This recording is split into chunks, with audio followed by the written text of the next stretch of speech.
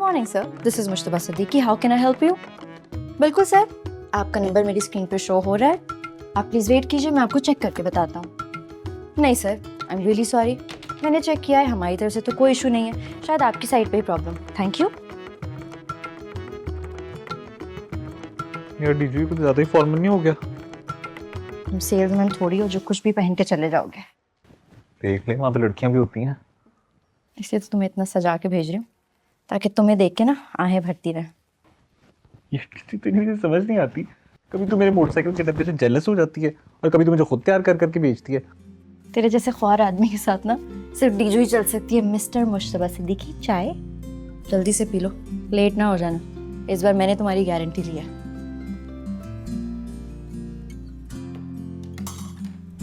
अच्छा लग रहे हो, थैंक यू। क्यूट लग रहे हो, क्यूट।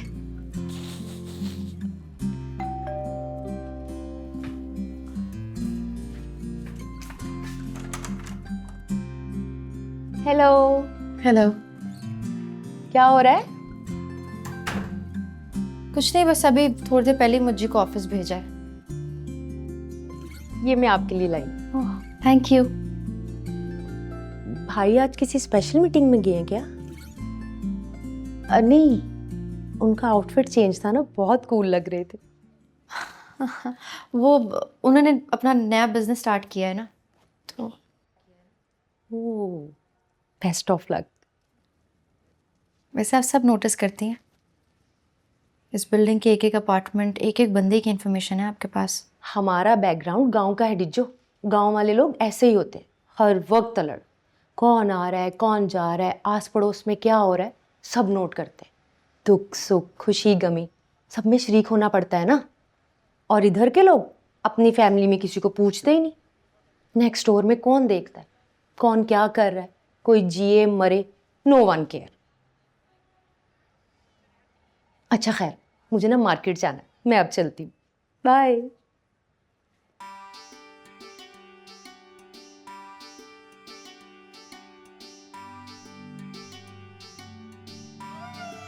थी कि तमकिनत क्या सोच रही।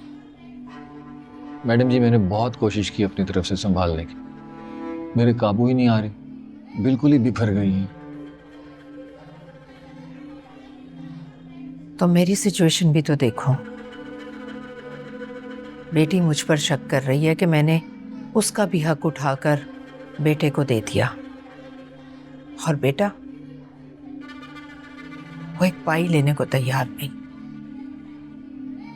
मुझे अंदाजा है मैडम जी, लेकिन आज नहीं तो कल ये बात आप तक आनी ही थी, इसलिए मैंने सोचा पहले ही बता दूं ताकि आप ज़हनी तौर पर तैयार रहें। तुम्हारी पहले ही बहुत मेहरबानी है मुझ पर इश्तियाक। रोहिल खान के बाकी मैडम प्लीज उसका जिक्र ना किया करें आप।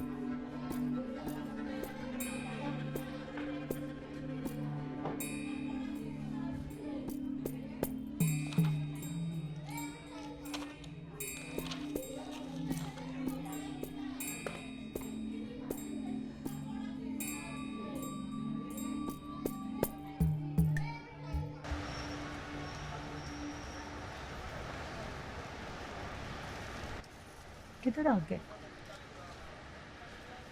बाबा ये कहाँ आ गए? हम इस बिल्डिंग में बगैर इजाजत के नहीं जा सकते। हम बेटा ये मैप तो यही लोकेशन बता रहा है। मुझे दिखाए, मैं देखती हूँ। ये लोकेशन नहीं हो सकती, मुझे लगता है इस बिल्डिंग के पीछे कोई कच्ची सी आबादी होगी, वहां जाना है हमने। भाई फोन करके क्यों नहीं पूछ लेते? अब मेरे फोन में बैलेंस नहीं है, ऊपर से एक तो इतनी अनप्लान्ड सी सोसाइटी है, गूगल मैप से नहीं चल रहे। फिर अब मुझे नहीं पता बाबा, रिवर्स करें, मुझे लगता है हम पीछे को गली मिस कर आए हैं। ओ भाई बस करो, ये बदरूहों की तरह ना भटकने का कोई तुक है?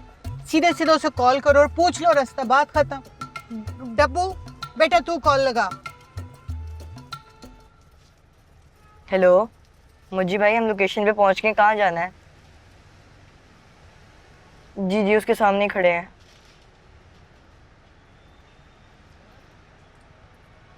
आप लोग यहाँ पे रहते हैं?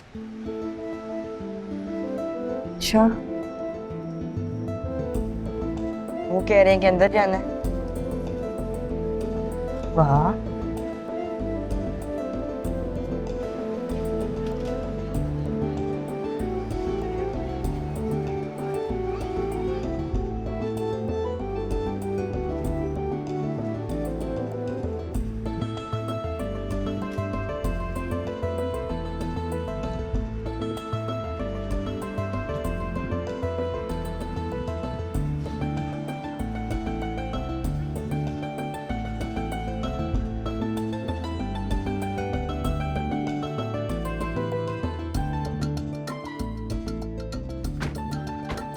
कैसे हैं आप? अस्सलाम वालेकुम जी। वालेकुम सलाम। आए आए प्लीज, इधर इधर आए आए।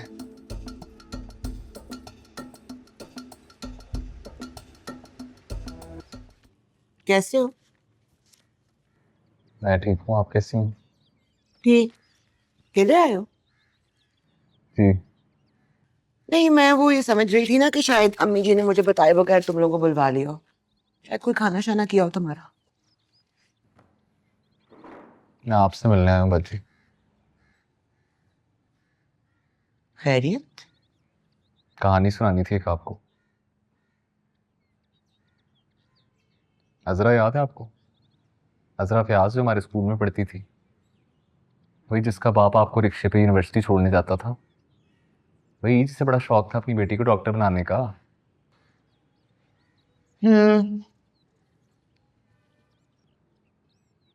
हर वक्त पढ़ती रहती थी स्कूल में बैठ के। ब्रेक टाइम में भी कोने में अकेली बैठी होती थी अपनी किताब लेके। अपने बाप का ख्वाब जो पूरा करना था उससे। एक दिन ना कुछ लड़कों ने उसका लंच छीन लिया था। छोटी सी पोतली, उसमें रात की सूखी रोटी और थोड़ा सा अचार था। इतनी गरीब थी वो। उन लड़कों ने उसका मजाक उड़ाया, उससे बुली करना शुरू कर दिया और मैं उनसे लड़ पड़ा।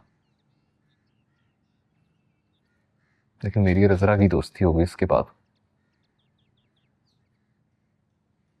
सारे होमवर्क, टेस्ट, एग्जाम, हर चीज में हेल्प करनी शुरू कर दी उसने मेरी। ऐसे लगता था जैसे मेरी सगी बहन है। फिर एक दिन उसके बाप को फालिज हो गया, उसकी फीस आनी बंद हो गई। उसे नोटिस मिले 1, 2, 3, 4। बड़ी मिन्नतें की थी मैंने अम्मी की। बहाने बनाते हैं ये लोग मुझे, सबकी सुनेंगे तो स्कूल कैसे चलेगा, ये कह के निकाल दिया था उसे। पता है बाजी, जिस टाइम उसे स्कूल से निकाला था ना, मेरी साइंस की जर्नल के स्केचेस बना रही थी वो।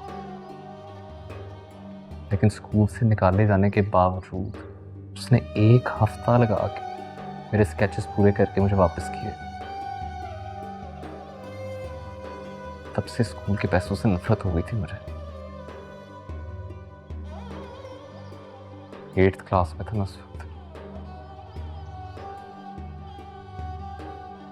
सारी जिंदगी मैंने अम्मी से कुछ नहीं मांगा।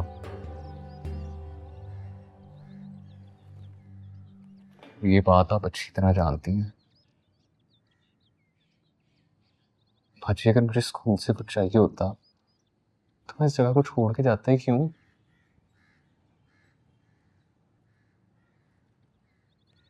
इसलिए आप अपनी सारी गलतफहमियां दूर करिए प्लीज। इसके लिए इतनी लंबी कहानी सुनाने की क्या जरूरत है? एक छोटा सा कागज पकड़ो, उस पर लिखो कि स्कूल से कुछ नहीं चाहिए। बस हो गया मसला हल। गलतफहमी दूर हो गई मेरी।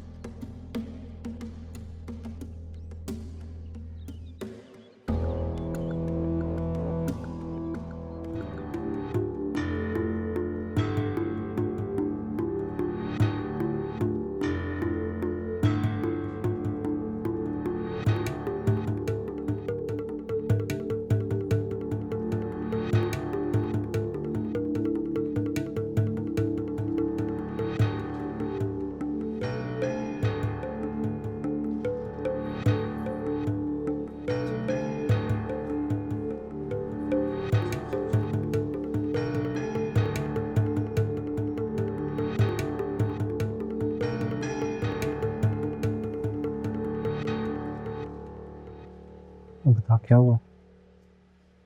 यू वोंट बिलीव इट मज्जी, शम्मू ठीक बोलती थी। यहाँ हर फ्लैट में एक फिल्म चल रही है। कोई किसी पे कोई दरवाज़ा नहीं खोलता, किसी से मोहल्लेदारी नहीं रखता, कहीं किसी का कोई सीक्रेट आउट ना हो जाए। तभी तो उसने आज तक मुझे अपने फ्लैट में झांकने तक नहीं दिया। तो यहाँ कौन सी फिल्म चल रही थी? जी अंकल बहुत क्रिटिकल हालत में, पिछले 2 दिन से बंद है अपने घर में। उनकी बेटी कहाँ है? बेटी नहीं है वो, उनकी मेड है। क्या? जी इमेजिन, 15 से 20 साल की थी जब से इनके घर में काम कर रही है। बच्चे बाहर सेटल हो गए तो अंकल रह गए मेड के सहारे। बेड रिडन थे ना, बच्चों ने सोचा कहाँ घसीटते फिरेंगे, बस पैसे भेजते थे। चम्मो टेक केयर करती थी उनका, 2 फैमिलीज को पाल रही थी, अपनी फैमिली को भी और अपने शौहर की फैमिली को भी। माँ की डेथ हो गई अचानक तो बस चली गई। तो अंकल का सोच रही हूँ, ना उन्होंने कुछ खाया था, ना कुछ पिया था, ना कोई मेडिसिन ली। 2 दिन से बंद है यार, पता नहीं बचेंगे भी कि नहीं मुझे।